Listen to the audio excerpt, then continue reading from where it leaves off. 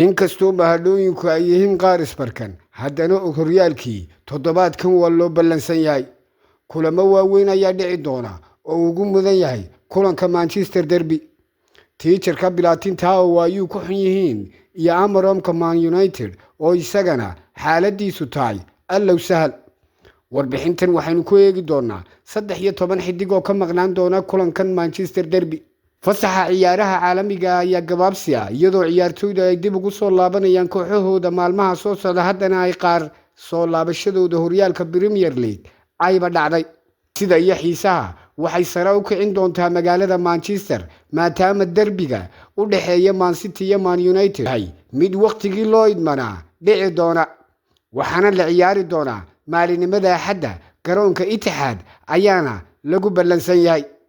labada kooxood si tartiib ah ayay xilli ciyaareedka u bilaabeen, iyadoo kooxda Pep Guardiola si gaar ah u dhibaatooyin ay u wajahayeen 2 kulan oo xidhiidh ah horyaalka Premier League. Manchester City ayaa iska lumisay hoggaanka 1-0 oo ay haysay, iyagoo ugu dambeyn 2-1 looga badiyay Brighton ka hor fasaxa ciyaaraha caalamiga, taasoo ku xigtay guuldarro 2-0 oo ay ka soo gaadhay kooxda Tottenham. Pep Guardiola ayaa u badan tahay inuu si qoto dheer uga fikirayay intii lagu jiray fasaxa, isagoo isku dayay inuu dejiyo qorshe cad oo uu kaga hortagayo Man United derbiga halista. balse hadda waxaa saameeyay walaac cusub oo ah xidigo sariirta meher ku xidhay oo dhaawacmay. dhanka kale, Robin Amarom ayaa fasaxa ugu galay isagoo farxad badan kadib markii Man United ay gaadhay guushoodii ugu horeysay xilli ciyaareedkan, taasoo ka timid ciyaartii 3-2 ay kaga badiyeen Burnley oo baaralaysa.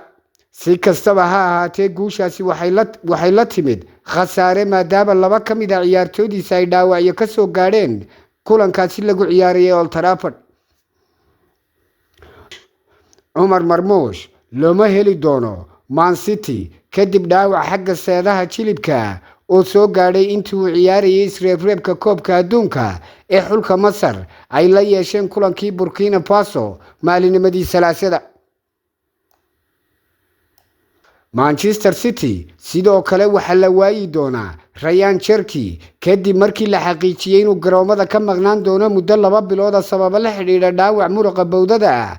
xidigan ayaa ku dhaawacmay kadib guuldaradii kooxda ka soo gaadhay kooxda hoombarada ee Brighton, waxaana dhaawaciisa si rasmi ah loo xaqiijiyay wixii ka dambeeyay kulankaasi. Cherki ayaa xagaagan kaga soo biiray City kooxda Lyon.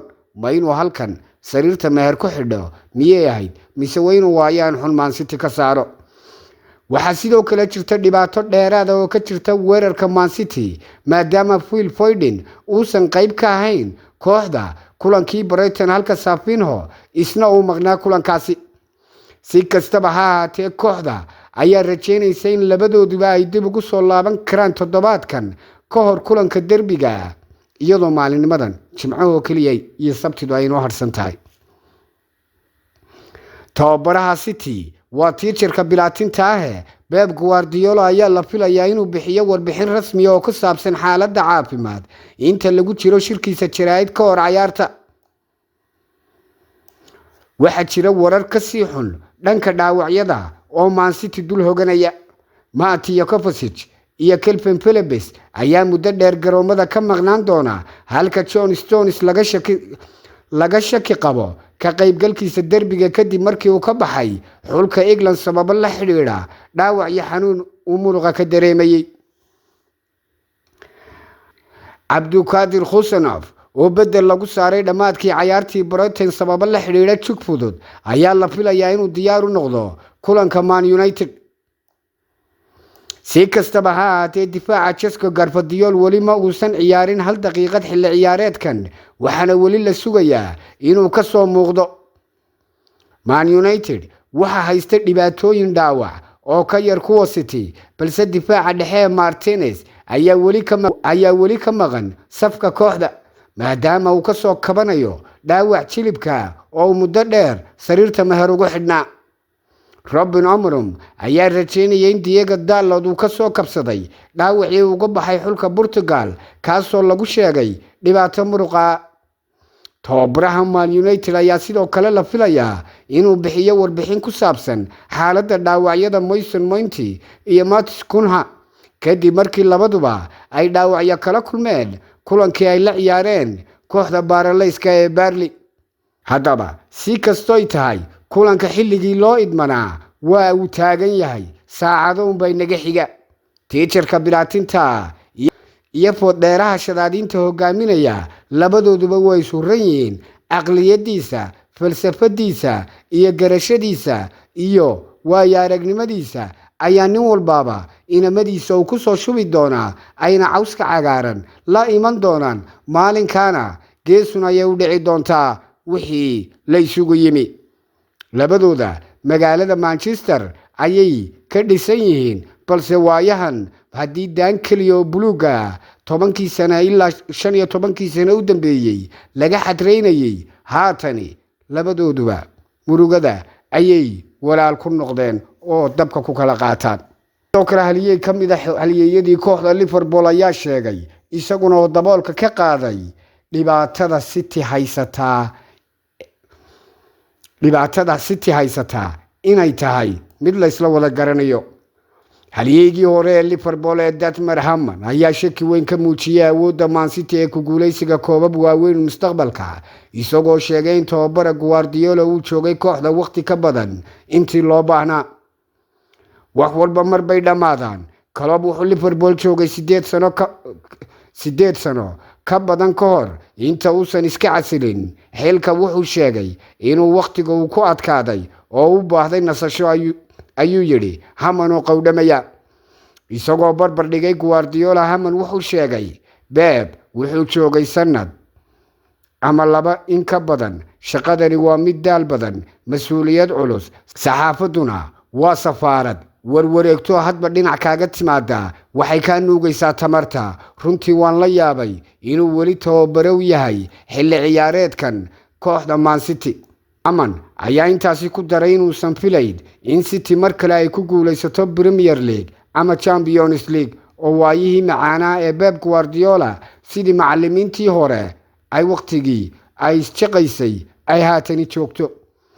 waxaanu yidhi maruu qowdhamayay ma qiyaasi karo Guardiola oo mar kale qaadaya koob weyn. kooxda waxay haysataa ciyaartoy joogay 8 ilaa 9 sano, waxaana adag in mar kale dab la shido. waxay u muuqdaan kuwo tamar yaraaday oo aan dabkoodu dab kale ku qabsoomayn.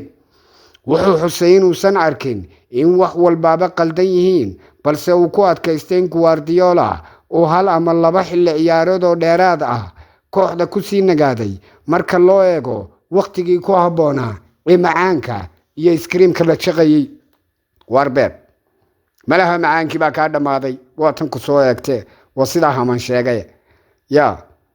waleeyay bil horyaalka Ingiriiska waa noocaabada iyo macallimiinta markay ku raagaan adduunba ku roon yahay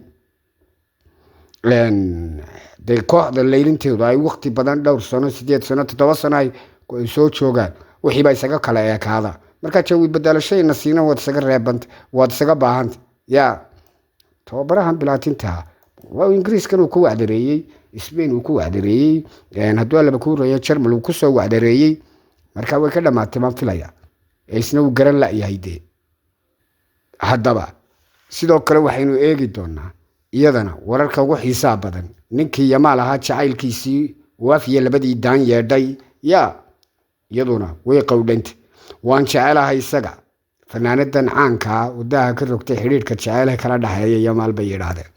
fanaanada reer Argentina Nicky Nicole ayaa xaqiijisay xiriirka jacayl ay la leedahay xidiga da'da yar ee Barcelona Lamine Yamal, iyadoo sheegtay inay aad u jeceshahay. Nicole wuu 25 jir ayaa lala xidhiidhinayay Yamal tan iyo markii uu xaflad weyn u sameeyay dhalashadiisii 18aad bishii Luulyo. fanaanadu waxay ka mid ahayd martidii ka qayb gashay xafladda, waxaana markii dambe la ogaaday in labada dhinac ay aad isugu dhawaadeen. Yamal ayaa sidoo kale qayb ka ah xuskii dhalashada Nicole dhamaadkii Agosto, iyadoo labada dhinac ay waqti wada qaateen. inkastoo ay ku mashquuleen hawlahooda shaqo, Nicole ayaa waqti badan ku qaadatay goolka Catalonia iyadoo halkaas dhar ugu xayeysiinaysay shirkadda dharka ee Duxel. markii suxufiyiintu weydiiyeen xiriirka cusub waxay ku qowdhantay iyaduna sida tan. waxay ku qowdhantay waxaan aad u jecelahay isaga, aad ayaan ugu faraxsanahay, waanan ku qanacsanahay. waxay intaasi ku dartay in Yamal iyo fanaanadan kale oo reer Spain oo Rosalia ay bareen ereyga testimo oo ah waan ku jecelahay. Chatme ayay qolada kalena ay yiraahdaan. luqadda Katalaanka ayaa tan lagu yiraahdaa testimo, waan ku jecelahay. Nicolo waxay tilmaantay inay waxa ay ka raadinayso xidhiidhka ay yihiin raaxo, daacadnimo iyo kalgacayl. bisayl gaadhay, iyadoo ku faantay in shacabka Barcelona ay ku soo dhaweeyeen jacayl badan tan iyo markii ay xidhiidhka la yeelatay ciyaaryahankan ahyaa min alxubeyn Sheri Labof iyo Mafi iyadoo maalin dhow laisleeyahay oo ay public tahay. Sheri iyo Mafi inagama raagayso, waynu u joogi doonaa. xubintu waa kariskii iyo kala haadintii. anigu waxaan ahay Maxamed Tirike. intaynu middan ku xigta aynu ku kulmi doono oo kuwa la karsaday iyo kuwa la kariyey iyo kuwa iswada karsaday intaba aynu halkan ku karsan doono. inta ka horeysa sida ayaa maana Allah saaxiibayaal.